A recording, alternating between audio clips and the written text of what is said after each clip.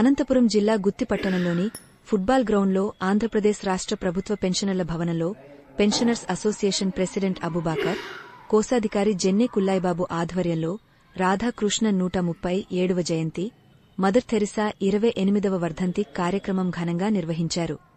ముందుగా రాధాకృష్ణన్ గారి చిత్రపటానికి, మదర్ థెరిసా గారి చిత్రపటానికి అసోసియేట్ ప్రెసిడెంట్ స్వర్ణాంబ, కోశాధికారి జెన్నె కుల్లాయిబాబు పూలమాలలు వేసి నివాళులర్పించారు.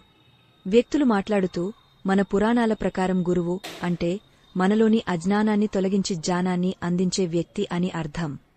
మన జీవితాలను మలచడంలో ఉపాధ్యాయుల పాత్ర ఎంత గొప్పదో చెప్పడానికి మాటలు చాలావు. భారతదేశంలో ఉపాధ్యాయ దినోత్సవాన్ని సెప్టెంబరు 5న జరుపుకోవడం వెనుక ఒక గొప్ప కారణముంది.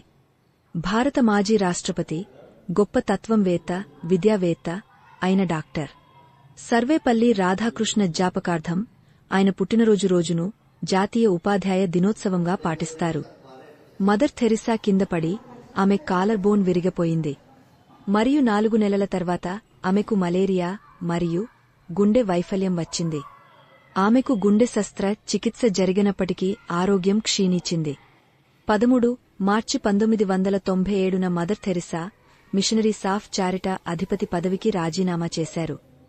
ఆమె సెప్టెంబర్ 5న మరణించారు అని కోశాధికారి జెన్నె కుల్లాయి బాబు తెలిపారు.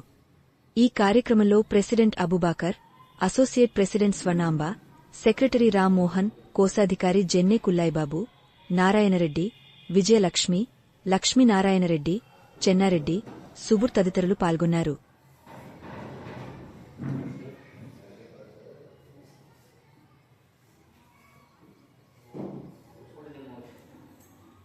సార్ ఫోన్ వచ్చింది సార్.